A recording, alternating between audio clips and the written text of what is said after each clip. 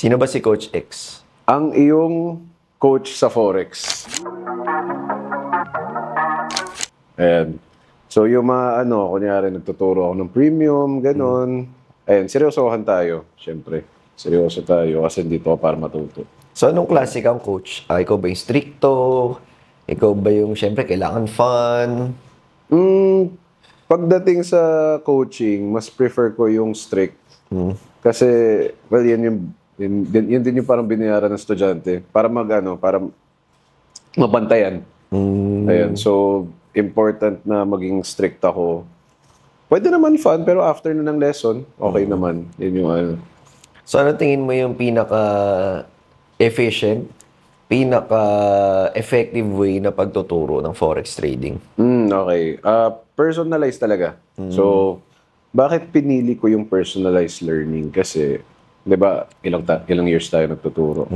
One thing na napansin ko kasi, paiba-iba yung strengths and weaknesses ng tao. So, ito, kunyari, mata niya, nakakita ng ganito lang. Pero, kunyari, student B, iba yung nakita niya.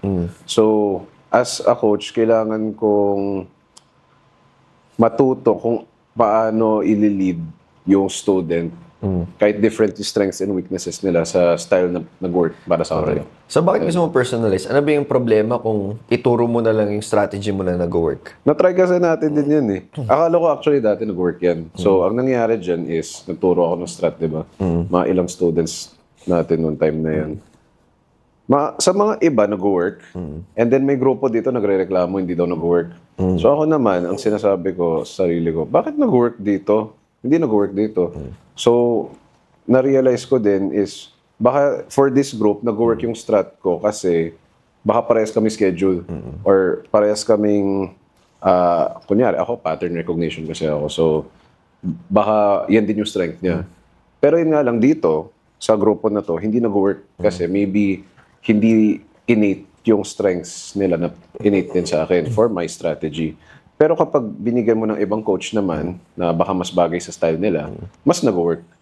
So, based sa data mo, Coach X, alin yung personality based ba siya? Or schedule based? Or lahat yun talaga? Parang lahat yun eh. Pero generally, ang naging observation ko is naka-based siya first doon sa anong brain ka, like left brain or right brain. So, spectrum kasi siya. Hindi siya yung tipong left brain or right brain ka lang. Nasa parang percentage. So, for example, leaning ka toward left brain, leaning toward right brain, or yung mga nagbabalance. So, ang naging observation ko dyan is, for example lang yung mga nasa left brain, yung mga tulad ko kasi very analytical. Ang mangyayari, kailangan nila ng madaming confluences bago sila mag-make ng move. And then, ang isa sa mga na-observe ko rin sa kanila is, kailangan alam nila yung why ng each confluence, sumalikot yung utak. Pag sa right brain, di ba, mas sa creative side sila. So, yung napansin ko sa creative, mas intuitive. So, yung intuition nila is, magre-repeat lang sila, and then eventually, makukuha nila along the way. Yun, yung parang simple lang. Ayaw nilang masyadong madaming clutter. Correct. Kasi hindi na-overwhelm. Pero So, yung magre-repeat lang. Intuitive, kailangan ng reps. Reps. Oo. Kasi hindi naman pwedeng intuitive ka. Hindi pa nga, kumbaga hilaw pa yung intuition mo, tapos papasok ka sa forex market. Oo. So parang magsimula nun kapag intuitive ka, pero nagsimula ka pa lang. Parang kailangan gawa ng gawa. And then along the way, magigets nila. So parang yung sa intuitive kasi, kailangan nila ng mas madaming exposure. Compared sa analytical, yung analytical, kailangan ma-feed mo yung why nila parati. So, kailangan bigyan mo ng mas madaming information, pero kailangan mo explain yung logic. Yan yung nakita ko sa analytical. So kapag right brain, mas maraming chart time. Mas madami. And then, mas less yung why, mas madaming how. So, gawa ka ng gawa, eventually magigets mo. Ganyan. Gets. Ayun. So ano palang mangyayari ulit kapag hindi personalized yung strategy nila? May mga iba kasi, kaya naman nila mag-reverse engineer ng strat ng iba. So, good for them kung kaya. No? Pero hindi kasi lahat ganyan. So, ang mangyayari, meron kasi akong theory na may mga magagaling talaga mag-reverse engineer. Pero may mga magagaling din kunyari, matuto nila yung iba't ibang basic principles and then sila magbubuo. So, if nagturo ako ng strat sa mga magaling mag-reverse engineer and then sabihin ko na lang, try mo na lang i-tweak doon sa schedule mo, sa style mo or ganyan by doing reps, ganyan. Kaya nila. Pero sabihin ko yun sa mga hindi reverse engineer ang strength. Kunyari, magaling sila mag-learn ng basic principles then put it together. Hindi naman sa hindi kaya, pero magiging hirap sila. Kumbaga hindi siya natural. Ayan, hindi natural sa kanila, yung ganyan style. So parang learning styles pa iba-iba. Yun yung nakita ko. So yun, nangyari lang yun I think nagkaroon na tayo ng usapan dyan na parang pagdating sa Forex, wala naman talaga tama or mali. Ayun. So yun yung maging challenge nila. Correct. So parang na-realize ko rin, no? Parang kunyari sa industry, teacher ka, or lawyer ka, or engineer ka, kumbaga, malalaman mo talaga kung ano yung pinaka para sa'yo kapag nagkaroon ka ng taste of it. Oo. Parang ganun. Skin in the game. Oo. Ganyan. So ngayon, hindi siya magiging sustainable. Kunyari, di ba, may mga tao na pinilit lang sila maging nurse or pinilit sila maging engineer. Di ba? Pero pagka-graduate nila, iba yung profession nila. So yun yung ayaw natin mangyari sa forex trading, tama ba? Kunyari, di ba, may nurse. Let's say, pinilit lang siya. And then pumunta siya sa isang patient. Yung patient, syempre, like let's say, may sakit, umiiyak. Tapos yung nurse, kasi hindi innate sa kanya yung pag-PR siguro, nakasimangot lang. So parang, okay, sir. Ayan. So parang yung mangyayari, syempre, yung patient, mas lalong ma-anxious. So, hindi natural kasi yung, pwede naman matuto. Kumbaga extra effort. Extra effort talaga. Yan yung kasi, di ba, nagpo-promote tayo ng 30 minutes per day, yung chill lang. So, if mag-extra effort ka pa to learn something or to do something na wala sa natural talents mo, parang mas nakaka-stress pa yun kesa sa why not, hanap tayo kung ano yung strengths mo in learning, tapos doon na lang tayo mag-stick. Bigyan mo ako ng specific example na, kunyari, itong strategy na to or itong indicator na to hindi nag-work sa kanya kasi ganito. Pero sa kanya, nag-work. Okay, sige. Medyo technical tayo na unti. Meron kasi akong 2 students doon sa premium. Yung kasi 5 kami, di ba? So, yung isa, ako kasi very chart pattern akong tao. So, yung isa, sobrang galing niya mag-chart pattern. So, sinasabi ko, maghanap ka ng double bottom, ganyan, kita agad. So, very sobrang dali ko ituro strategy ko. Ayan. So, sinusundan niya lang, and then, ayun, profitable din siya. Yung isang student naman, pag pina-search ko na siya ng kunyari head and shoulders, kahit ako, nakikita ako sa harapan ko talaga, hindi pa rin niya nakikita. Pero yung ulo ng head and shoulders, kunyari sinabi niya, resistance yan, na malakas. So, doon din ako nag-isip, parang, okay. So, ako, chart patterns, yung una ko nakikita. Siya naman, kita niya agad, maybe support and resistance, yung sobrang bilis. So, ako naman, syempre, kapag tinuro ko yung strategy ko, doon pa nga lang, hindi niya nakikita yung mga head and shoulders, di ba? So, paano niya ma-apply? Kailangan niya mag-extra effort para i-apply yung strategy ko. So, yan yung parang specific example niyan. Okay. Yung so reflex. hindi ba pwede na, hindi, kailangan mo makita yung head and shoulders kasi importante yan. Hindi ba pwedeng ganun? Pwede ko naman pilitin, pero yung mangyayari, baka matagalan pa siya. And then, ang mangyayari dyan is, syempre may work din siya. So, if super duper mag-extra effort siya, baka hindi na siya maging 30 minutes per day. Yan yung maging siya. Ako naniniwala ako, if meron ka naman strengths doon sa certain part ng learning, kunyari sa Forex, meron ka na nakikita agad-agad na kunyari, ako hindi ko makita. Then, why not, as a coach, yan yung i-drill ko sa'yo para makakreate ka ng sarili mong style. Correct. Ganyan. So, ang ganda, no? So, actually, na-develop talaga natin yan through years of experience. Oo. Kasi na-try na namin na sobrang technical lahat. Tapos, nagdadagdag pa kami ng mga info. So, nagdadagdag kami maraming modules. Pero, madalas, hindi talaga more strategies ang kailangan. Kailangan talaga mahanap kung ano yung para sa kanila. Meron nga tayo na-try dati sa yung pinakalumang premium. naglagay tayo ng each strategy ng coach. And then, tignan mo kung ano yung hiyang sa'yo.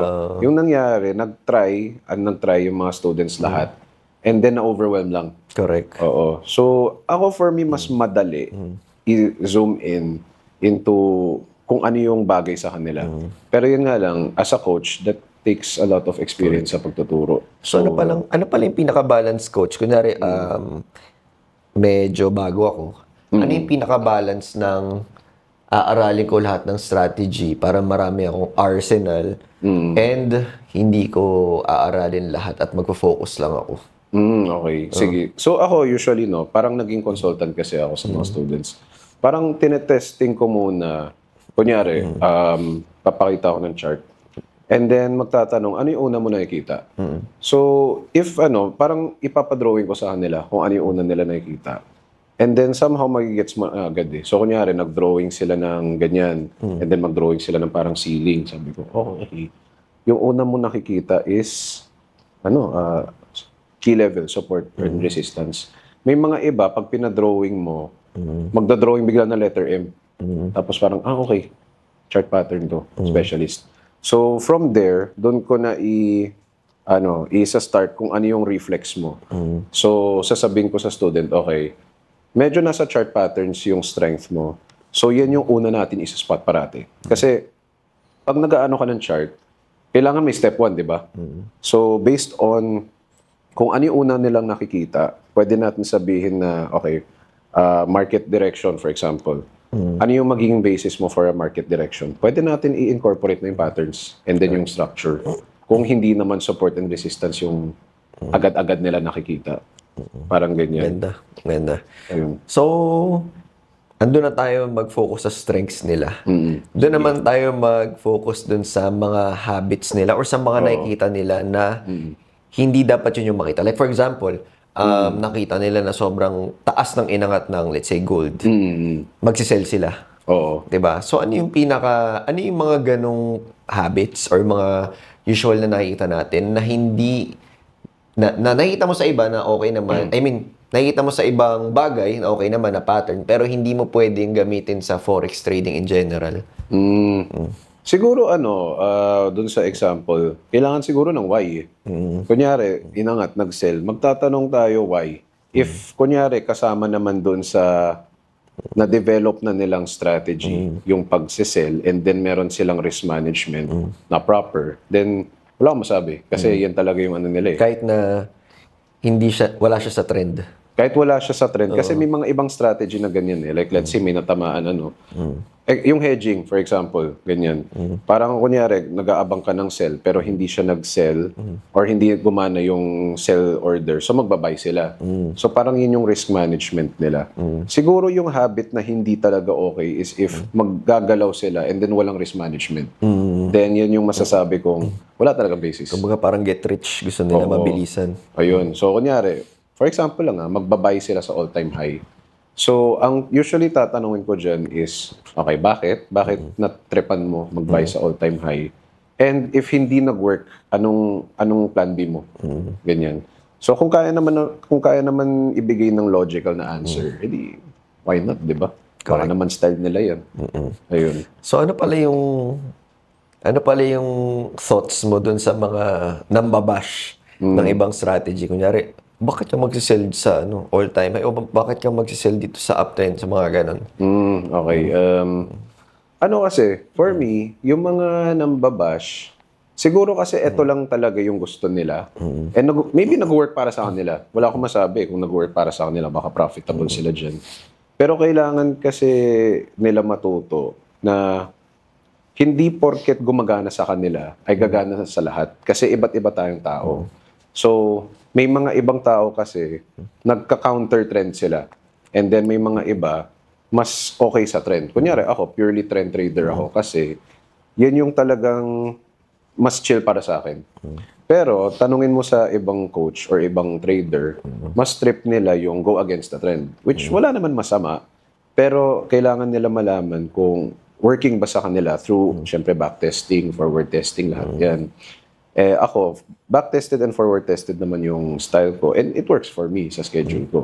So, why not? So, ako Iba kasi yung skill ng trading tsaka ng pagtuturo. Pag ano, may years of experience ka sa teaching, you will know kasi na talagang walang style ang bagay sa ano, sa lahat ng tao. Walang one size fits all. So, siguro, ang masasabi ko lang sa mga nambabash ng ibang strategy is, try to open your mind a bit. Na ano, na iba't iba yung strengths and weaknesses ng tao, iba't iba yung personality. And siguro doon nila magigets na well, pare-parehas lang lahat ng strategy kasi they all come from the same data. Correct. So, ayun. Then, ang maging interpretation mo lang ng data nag-iiba. Correct. Ayun. So, yung ibang mga hedge fund traders, sobrang simple lang talaga ng strategy nila yun, yung mga inaaral natin. Apparently nga yung na ano yung mga ibang sa hedge fund traders, hindi nga nagcha-chart eh. Parang iba yung numbers na tinitignan nila. Yung chart I think yung purely chart talaga, nauso talaga siya sa mga retail. Ayun. Pero yung dating mga old school na hedge fund, meron silang tape reading natin tawag dyan. Basta may numbers ng mga prices. Tapos parang mag-ano sila dyan hindi ko rin talaga alam yung style na yun, pero yun yung mga old school. Ayun. Yung chart talaga nauso siya sa retail. Ayun. Pero tingin mo, effective pa rin naman yung Feel good. yung retail trading na yun na charting. Ako, oo. Kasi yan lang yung meron tayo. And anong naman yung charting kasi, di ba candlestick? Parehas naman yung data na yan sa mga nakikitang hedge fund traders, yung basic na data. So, ang question lang dyan is, if gusto natin maging magaling na trader, gaano kagaling lang tayo magbasa ng data na yan? Yan yung maging ano ng trader, hindi sa strategy talaga. Parang how good are you at reading financial data? Yan yung siguro pinaka-mark ng trader. Ayun. So, sa mga gusto palang maging forex trader, Coach X, tingin mo ilang months, ilang years? Lagi kasi ng tanong mga ilang years po kaya bago ako maging profitable? Ano sa tingin mo yung average natin? Ako honestly, agad-agad pwede maging profitable, sa totoo lang. Pero ang question kasi is sustainability. Kunyari, consistent. So, kailangan mo na i-determine mo, profitable ng anong time period? Profitable ba every month? Profitable ba every 3 months? Every 6 months? Every annual? Katulad ng mga ino-offer ng mga Sun Life, ganyan. So, yun yung una nilang i-determine dapat. And then, ang mangyayari dyan is kailangan nila i-fit yan doon sa schedule nila. Kasi for example, matindi yung work ko. Baka naman, mas long-term trader ako. Kasi, mas fit siya sa schedule. Kunya, 12-hour work shift ako. So, baka mas bagay sa akin yung style na trading na for pang matagalan. So, every 1 year yung magiging ko, or 6 months yung magiging ko dyan. Siguro yung magiging mahirap lang sa una is really yung learning curve. So, pero after nadaanan mo yung learning curve, natutunan mo yung mga basic, medyo may idea ka kung ano yung medyo bagay sa'yo. Which honestly sa premium, nakikita ko kayang gawin siya in 3 to 4 months. Pero even after that 3 to 4 months, kahit let's say profitable ka, may mga bagay kasing malalaman mo along the way kasi nag-shift yung market conditions, diba? So, along the way, even after yung 3 to 4 months na yan, may ititweak ka pa rin. Kasi kailangan mong pag-aralan din yung different market conditions, mga ganyan. So yun, may mga tweaking pa rin along the way. Until now nga, nagtitweak pa rin ako So, siguro, never-ending learning. Ayun. Galing. So, sa mga students mo, Coach X, ano yung personality or attitude or behavior ng mga mabilis mag-succeed and ano naman yung mga medyo mas matagal? Mas matagal. Okay. Yung pansin kong behavior ng mga nagsasucceed is everyday nagpo-put sila ng maybe 30 minutes to 1 hour sa pagpa-practice. Kasi hindi kayang maging magaling sa pagnonood. Hindi kayang maging magaling sa pagme-memorize. Kailangan talaga practice. So, for those na nagpa-practice, kunyari nagbibigay ako ng assignment, di ba? Kung consistently sila nagpa-practice, nagcha-chart, then yun yung mas mabilis.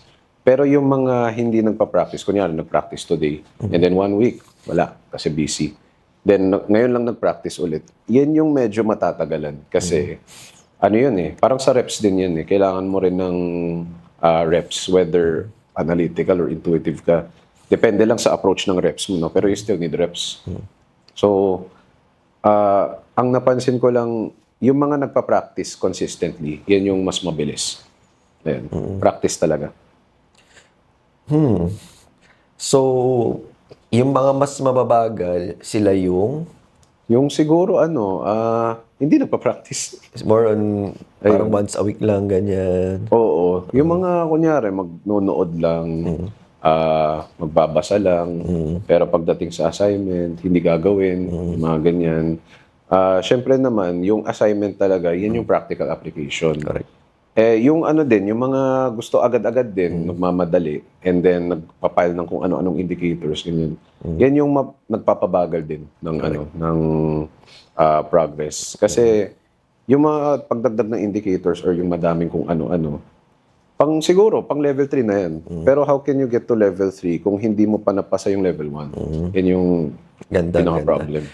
So, based sa sinabi mo, okay lang ma-explain natin sa kanila kung ano ba yung pinaka nangyayari sa loob ng TMT, Premium Coaching Program. Okay, sige. So, first things first, kailangan gumawa ka ng account. Mga ganyan. That's where you start.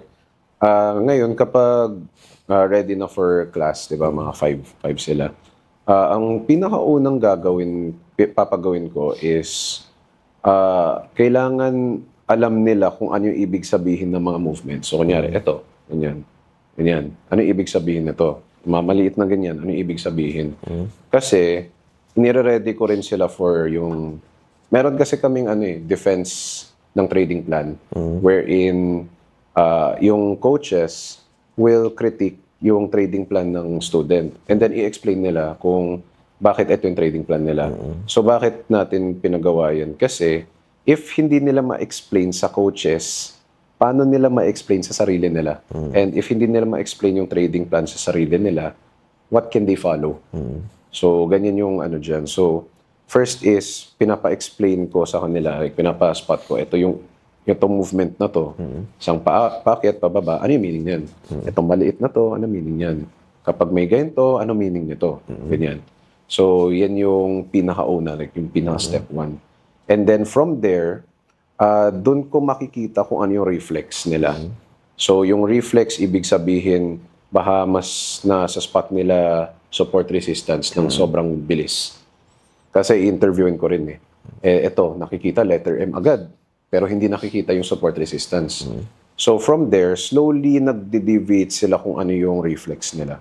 And then, from yung reflex nila, malalaman natin kung anong klaseng market conditions sila mas bagay mag-trade. Like for example, may mga trend trader, malalaman natin. May mga consolidation traders, malalaman din natin eventually from successive interviewing tsaka reps ng mga assignments. And then once nalaman natin yan, then check natin ano yung bagay na risk management. Ganyan. And then until ma-develop talaga yung buong trading plan nila and then naka-document siya. And basically, ganyan yung premium. Okay. Then right after, ano yung mangyayari? Ayun, so lang natin sa kanila. Magde-defense sila. So yung format niyan is may 3 coaches, parang panel. And then ang mangyayari dyan is yung student mag-explain ng trading plan, gagawa ng live analysis. Yung parang ginagawa ng mga coaches sa live session. Gagawa sila ng live analysis. And then, i-critique namin. So, for example, yung pasok mo dito, bakit ito yung pinili mo? Okay, di ba sa trading plan mo, meron kang step na ganito, bakit mo skinip? Yung mga ganyan. So, kailangan mapaliwanag nila. Ayun. So, the reason kung bakit may ganyan is kung kung walang nagbabantay kasi. So, kunyari, walang magka-call out sa kanila, mas malakas yung tendency na sila din hindi nila susundan yung sarili nilang plan even if nakapagbigay kami. So yan yung reason kung bakit may defense. Then after that, kung pumasa sa defense, graduate na. Tapos puro live session na yung i-attend nila along with the other graduates. After din, right after nung 3 to 4 months na intensive coaching, explain din natin sa kanila yung ano yung next. Ano yung meron dun sa CTT. Ayan, so pag CTT, Certified 30-Minute Trader ka na. Sa CTT, ang mangyayari dyan is more community type siya. So may parang alumni community dyan na meron silang topic every time magpe-present. Pero sila na magpe-present, yung mga graduates. So this helps them build confidence sa pag-i-explain ng trading plan nila, sa pag-share ng wins and losses nila. O, wins and losses. Ayan. So, sa pagganyan, ang mangyayari dyan is dine-develop nila confidence nila. And then, ma-expose sila sa mga different kinds of styles or different perspectives ng ibang traders na maybe pwede nilang i-take into consideration sa strat nila. Or if hindi, parang makikita nila, baka ito, i-avoid ko to kasi hindi ko to style.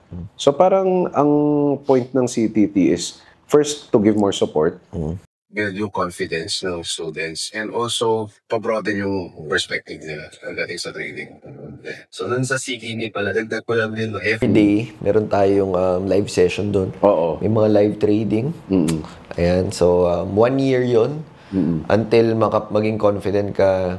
And, actually confident ka na kasi nag-graduate yan eh. Oo. Diba? Mas confident pa. Mas maging confident ka pa. May mga kasama ka talaga magte-trade.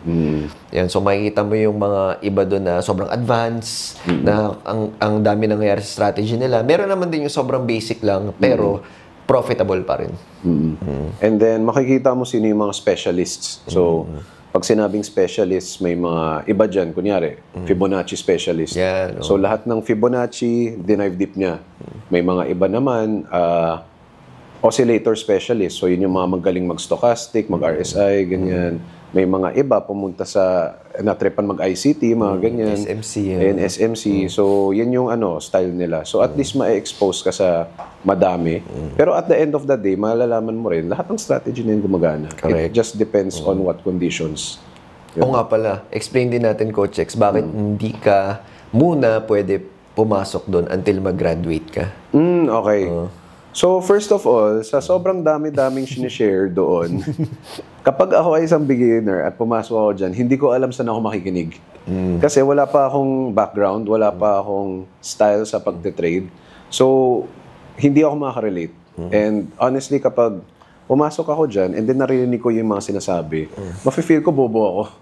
Nang hirap pala mag-trade. Oo, nang hirap pala. Pero actually, if dumaan ka sa first 3 months, at least parang dun pa lang, slowly, binibigay na sa'yo kung ano kailangan mo.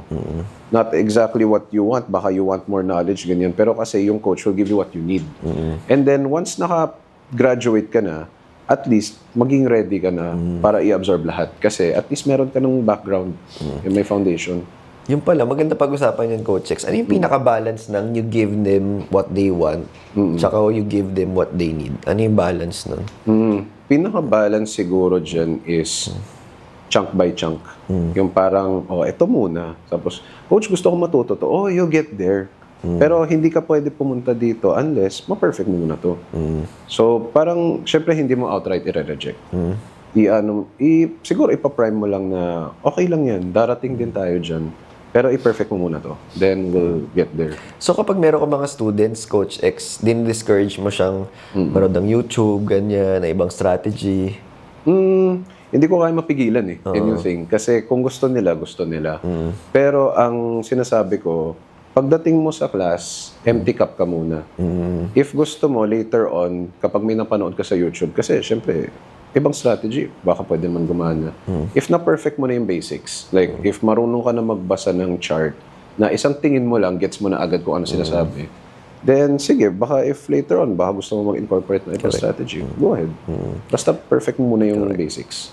Ang nagets ko kasi talaga, pag sobrang na-perfect nila yung foundation, ang dali na rin intindi ng ibang strategies. Oo, as in may gets na nila. Tapos kaya nila i-tweak yung strategy ng iba to fit their own self. Pero kailangan basics talaga, ma-perfect nila. Tapos mas kilala na rin nila yung sarili nila na sabihin nila na, hindi para sa akin to. Ito, pwede ko to i-try. Parang ganun no? Kunyari, di ba usually sa YouTube or sa kung saan-saan, hinahype ang scalping. Di ba? May mga iba naman naging profitable talaga sa scalping. Paano kung itong student, may high blood? So, ang nangyari, may student tayo dati, nag-try mag-scalping na high blood siya. So, syempre, kinailangan ko sabihin na, company is not responsible. Ayun. Pero Pero sino nag-encourage sa kanya mag-sculpt? nakita niya kasi sa ano yun, I turned my 500 into 5,000 in ilang days. So, syempre, na-hype siya. And yun ang kwento niya sa akin. And then, ayun, nasa YouTube yan. Tapos, biglang na-try niya. Yung nangyari, sumakit daw yung dito niya. Oo. So, sabi ko, ano nangyari? Mag-take ka ng medicine. Yan. So, may high blood pala siya. Yan yung thing. So, doon ko na-realize din na, okay, pagpasok mo sa class, doon mo malalaman din na baka itong style na to, since na-expose ka na sa style na to, hindi talaga bagay. Ayun.